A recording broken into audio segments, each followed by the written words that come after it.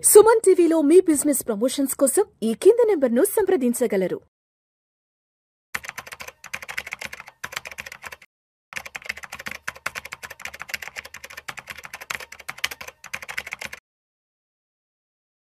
నమస్తే మాధురెడ్డి గారు. నమస్తే అండి. మాధురెడ్డి గారు, ప్రోగ్రామ్ స్టార్ట్ అయ్యే ముందు నాకు ఒక ఆర్టికల్ ఏదో ఒకటి పంపించారండి, ఒక English article. Over diversification can hurt your returns అంట. ఏంటి ఓవర్ డైవర్సిఫికేషన్ అనేది మీ రిటర్న్స్ ని హర్ట్ చేస్తుందా? అవును. ఏంది అసలు దీని గురించి కొంచెం డీటెయిల్ గా చెప్పగలరు? సో ఎవరైనా సరేనండి, అంటే ఇన్వెస్ట్మెంట్స్, ఎస్పెషల్లీ మనకి ఇన్వెస్ట్మెంట్స్ అంటే రెండు రకాలు ఉంటాయండి. Physical assets, financial assets. Physical assets అంటే మనకు తెలిసిన గోల్డ్ కానీ లేకపోతే రియల్ ఎస్టేట్ లో ప్లాట్లు, ఇవన్నీ కూడా ఫిజికల్ అసెట్స్ అంటాము. ఫైనాన్షియల్ అసెట్స్ అంటాం. ఫైనాన్షియల్ అసెట్స్ అంటే మనకి ఇన్సూరెన్స్ లోన్ పెట్టే వాళ్ళు, బ్యాంక్ డిపాజిట్లు, స్మాల్ సేవింగ్ స్కీమ్స్, తర్వాత ఈ స్టాక్స్, మ్యూచువల్ ఫండ్స్, బాండ్స్, ఇవన్నిటిని మనం కలిపి ఫైనాన్షియల్ అసెట్స్ అనుకుంటాం. సో ఇప్పుడు మనం ఫిజికల్ అసెట్స్ ని పక్కన పెట్టేసి ఈ రోజు కేవలం మనం ఫైనాన్షియల్ అసెట్స్ గురించే మనం మాట్లాడుకుంటే, ఈ ఫైనాన్షియల్ అసెట్స్ లో అసలు మన ఇండియన్స్ ఎక్కువగా ఎందులో పెడుతున్నారు? ఫైనాన్షియల్ అసెట్స్ లో ఎస్పెషల్లీ. ఇప్పుడు ఫైనాన్షియల్ అసెట్స్ అంటే నేను లిస్ట్ చెప్పాను: mutual funds, stocks, bank deposits, insurance పాలసీలు, తర్వాత మనకి ఈ స్మాల్ సేవింగ్ స్కీమ్లు, బ్యాంక్ డిపాజిట్స్. వీటిల్లో మన ఇండియన్స్ ఎక్కువగా ఎందులో పెడుతున్నారని నాకు తెలిసినంత వరకు బ్యాంక్ ఫిక్స్డ్ డిపాజిట్లు, అవును, ఆర్డీలు, పోస్ట్ ఆఫీసులు, ఇవే ఎక్కువ కడుతున్నారు. కరెక్ట్ అండి. ఇప్పటికీ కూడా మనం ఎంత మనకి ఎన్ని అంటే ఎవెన్యూస్ వచ్చినా, లేకపోతే ఇలాంటి నాలెడ్జ్ సెషన్స్, మోడర్న్ ఇన్వెస్ట్మెంట్స్, తర్వాత ఇన్ఫర్మేషన్ ఇంత బాగా ఫ్లోట్ అవుతున్న తర్వాత అంతా కూడా ఫిన్టెక్ అనేది, టెక్నాలజీ అనేది వచ్చేసింది.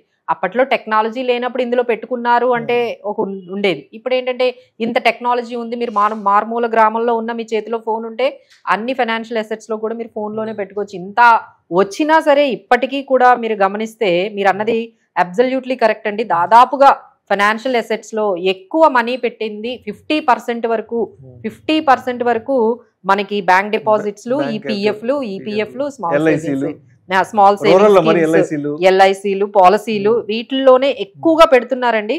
సో మనం ఎంతో చెప్పుకుంటున్న ఈ సో కాల్డ్ ఈ మ్యూచువల్ ఫండ్స్ కానీ లేకపోతే స్టాక్స్ లో కానీ 8% అండి, రెండు కలిపి.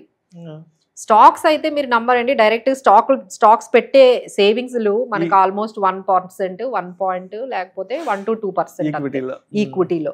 ఇక మ్యూచువల్ ఫండ్స్ ద్వారా పెట్టే వాళ్ళు 6%. అంటే ఇంత మనం మాట్లాడుకున్న ఎంత అడ్వాన్స్డ్ గా మనం ఎంత మనకి వెళ్ళిపోతుంది, ఎక్కడికో వెళ్ళిపోతుంది అని మనం, అంటే వేరే అడ్వాన్స్ కంట్రీస్ లో, మనం యుఎస్ లాంటి అడ్వాన్స్ కంట్రీస్ లో 50% పెడతారండి ఈక్విటీలో. అన్ని అడ్వాన్స్ కంట్రీస్ లో కూడా మీరు చూసుకుంటే వాళ్ళ ఎకానమీస్ అలానే అడ్వాన్స్ అయ్యాయి. అంటే కారణం ఏంటంటే దే ఆర్ మోస్ట్లీ అందరి సేవింగ్స్ మనకి ఈక్విటీలోకి వెళ్తే పెద్ద కంపెనీలు వస్తాయి, కంపెనీల వల్ల జీడిపి పెరుగుతుంది, ఇంకా జాబ్స్ అందరికీ వస్తాయి. ఈ విధంగా అక్కడ వాళ్ళు అడ్వాన్స్డ్ గా వెళ్ళారు. బట్ మనకి ఇన్ని సంవత్సరాలైనా మనకి 8% నుంచి అయితే మనము దాటలేకపోతున్నాము. అది equity come mutual funds. So when it comes to ఇప్పుడు ఎవరైతే పెడుతూ ఉన్నారో, లైక్ ఇప్పుడు మీరు అడిగిన ఫస్ట్ క్వశ్చన్, ఎవరైతే మనకి ఈ స్టాక్స్, మ్యూచువల్ ఫండ్స్ లో పెడుతూ ఉన్నారో, ఓవర్ డైవర్సిఫికేషన్ వల్ల రిటర్న్స్ తగ్గిపోతాయా?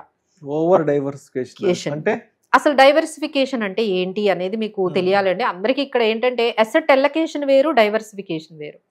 అసెట్ ఎలకేషన్ అంటే ఏంటి? మీరు gold, real estate, stocks, mutual funds ఇలా పెట్టుకుంటే, ఇలా 4-5 డెట్, పిఎఫ్లు, ఇవన్నీ. సో ఎవరైనా అండి మీరు over the period of time ఒక్కసారి చూసుకుంటే వాళ్ళ డబ్బులన్నీ ఒక దాంట్లో ఉండవు కదా. మీ ఇన్వెస్ట్మెంట్స్ ఎక్కడెక్కడ ఉంటాయి? కొంత గోల్డ్ లో ఉంటాయి, కొంత రియల్ ఎస్టేట్ లో ఉంటాయి, కొంత బ్యాంక్ డిపాజిట్లో ఉంటాయి, కొంత మ్యూచువల్ ఫండ్స్ లో ఉంటాయి. దీన్ని అసెట్ ఎలకేషన్ అంటామండి. డిఫరెంట్ అసెట్ క్లాసెస్ లో ఉండడం. ఆ తర్వాత మళ్ళీ ఈచ్ అసెట్ క్లాస్ కింద డైవర్సిఫికేషన్ చేస్తాం. అంటే ఇప్పుడు ఎగ్జాంపుల్ మీరు రియల్ ఎస్టేట్ తీసుకున్నాం అనుకోండి, కొంతమంది ప్లాట్ కొనుక్కుంటారు, ఇల్లులు కొనుక్కుంటారు, అగ్రికల్చర్ ల్యాండ్ కొనుక్కుంటారు. ఏంటంటే ఈ రియల్ ఎస్టేట్ లోనే రకరకాలు, అంటే అమరావతిలో కొంతమంది కొనుక్కుంటారు, హైదరాబాద్ లో కొనుక్కుంటారు. This is called diversification. Real estate నే మీరు ఒక్కొక్క ప్లాట్ ఒక్కొక్క చోట కొంటున్నారు, multiple locations. This is called diversification. ఇదే డైవర్సిఫికేషన్ మనం మ్యూచువల్ ఫండ్స్ లోని స్టాక్స్ లో కూడా అందరం చేస్తూ ఉంటాం. సో మ్యూచువల్ ఫండ్స్ లో మనం అందరికీ తెలిసిందే కదండి, అందరూ కూడా ఎస్ఐపిస్ చేస్తున్నారు, ఇన్వెస్ట్ చేస్తున్నారు. సో వాళ్ళందరూ ఏం చేస్తారు, లార్జ్ క్యాప్ లో పెడతారు, మిడ్ క్యాప్ పెడతారు, స్మాల్ క్యాప్ పెడతారు, ఇవన్నిటిలో వాళ్ళు పెడుతూ ఉంటారు. దీన్ని మనం డైవర్సిఫికేషన్ అంటాం. ఇది ఓవర్ అయిపోతే, ఇది ఎక్కువగా చేసేస్తే డైవర్సిఫికేషన్ నిజంగా రిటర్న్స్ తగ్గిస్తుందా అంటే అబ్సల్యూట్లీ కరెక్ట్ అని చెప్పొచ్చు అండి. ఇప్పుడు రీసెంట్ గా మా దగ్గర ఒక క్లయింట్ వచ్చారు, ఆయన 5 SIPs చేస్తారండి. 5 SIPs లో ఒక్కొక్క దాంట్లో 10,000 పెడతారు, 3 మిడ్ క్యాప్లు అండి, 2 స్మాల్ క్యాప్లు, ఇంతే ఆయన చేసింది. సో ఇది ఆయన డైవర్సిఫికేషన్ అని అనుకుంటున్నారు ఆయన. ఇది ఆయన దృష్టిలో ఇది ఏంటంటే డైవర్సిఫికేషన్. కానీ ఎప్పుడైతే లాస్ట్ 2 years నుంచి రిటర్న్స్ రావట్లేదో, 1 year నుంచి రావట్లేదో, అప్పుడు ఆయనకు అర్థమైంది నేను ఏదో తప్పు చేస్తున్నాను, ఇది కరెక్ట్ కాదు అని చెప్పి మన దగ్గరకు వచ్చారు. సో ఇదేంటంటే ఆయన చేసింది ఏంటంటే లైక్ ఒకటే దాంట్లో, అంటే వాళ్ళు ఏమనుకుంటారంటే ఇన్వెస్కో ఒక మిడ్ క్యాప్, తర్వాత క్వాంట్ ఒక మిడ్ క్యాప్, తర్వాత ఇవన్నీ కూడా డిఫరెంట్. కానీ మిడ్ క్యాప్ అయిన తర్వాత అవన్నీ కూడా ఒకటే స్టాక్స్ ఉంటాయి కదండి. ఇప్పుడు మీరు SBI large cap fund, Reliance large cap fund, లేకపోతే మనకి like ICICI large cap fund. Large cap fund అయిన తర్వాత అన్ని రిలయన్స్, HDFC, TCS ఇవే ఉంటాయి కదండి. అంటే ఏంటి, మీరు కొన్న స్టాక్ నే కొంటూ రిపీట్ చేసేస్తూ ఉన్నారు.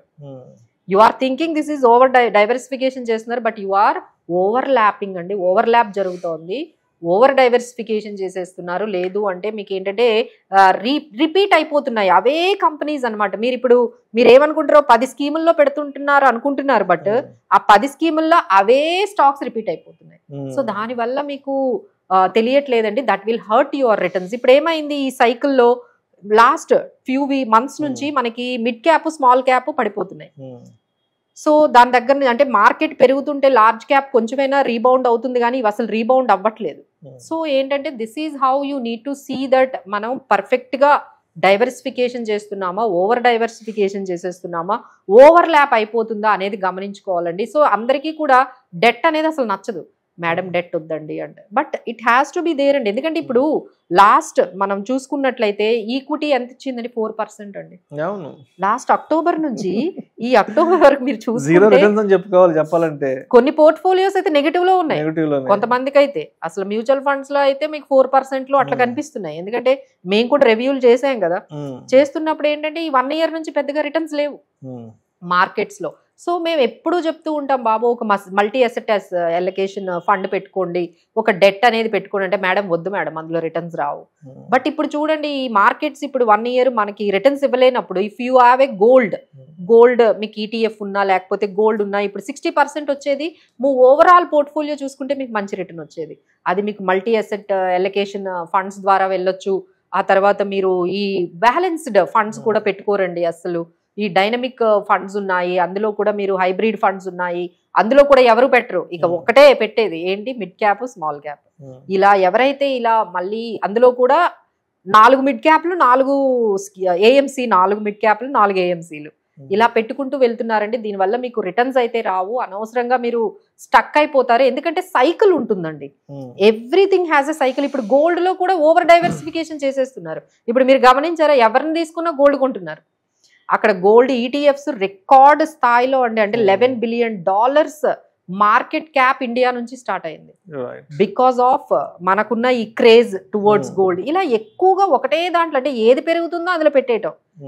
వీఆర్ జస్ట్ ఏంటంటే హర్డ్ మెంటాలిటీతోని మనం అందరం కూడా ఈ last large and mid caps అన్నారు, ఇప్పుడు అది వదిలేసారు, ఇప్పుడు గోల్డ్ సిల్వర్ పడ్డారండి. ఇప్పుడు ప్రతి ఒక్కరు కూడా గోల్డ్ సిల్వర్ అంటే మాక్సిమం అమౌంట్ వాళ్ళ దగ్గర 2 లక్షలు ఉంటే 2 లక్షలు గోల్డ్ కొనేయడమే, 2 లక్షలు ఉంటే 2 లక్షలు సిల్వర్ కొనేయటం. ఇది బాగా నేర్చుకున్నారండి. So this is not correct, this is not diversification at all. మీకు ప్రతి దానికి మార్కెట్ సైకిల్ ఉంటుంది, ఆ మార్కెట్ సైకిల్లో మనకి ఒక్కొక్కసారి ఒక్కొక్క అసెట్ క్లాస్ పెర్ఫార్మెన్స్ అవుతుంది. So you need to stay with every asset class. Gold లో కొంత పర్సంటేజ్, డెట్ లో కొంత percentage, equity and mutual funds లో ఇలా మనం మేనేజ్ చేసుకుంటూ వెళ్తేనే మనకి కొంచెం ప్రాఫిట్స్ లేకపోతే మంచి వెల్త్ క్రియేషన్ అనేది జరుగుతూ ఉందండి. లేదు మనం వచ్చిన ప్రతి ట్రెండ్ని క్యాచ్ చేయడానికి వెళ్తే మాత్రం మీరు అక్కడ ఆ హైయెస్ట్ పాయింట్ దగ్గరికి వెళ్ళిపోతారు మీరు, అక్కడ నుంచి మనకి రిటర్న్స్ అనేవి మనకి రావండి. సో బట్ ఇదంతా కూడా కష్టంగా అనిపిస్తే మనం ఒక ఫైనాన్షియల్ ప్లానర్ దగ్గర కూర్చొని, లేదు అంటే వాళ్ళతో కొంచెం డిస్కస్ చేసి మనం చేస్తుంది కరెక్టా కాదా, ఎవరికైతే ఇప్పుడు డౌట్ వచ్చిందో మనం చేస్తుంది కరెక్టా కాదంటే ఒక్కసారి చెక్ చేయించుకుంటే సరిపోతుందండి. Thank you so much Madhavi గారు.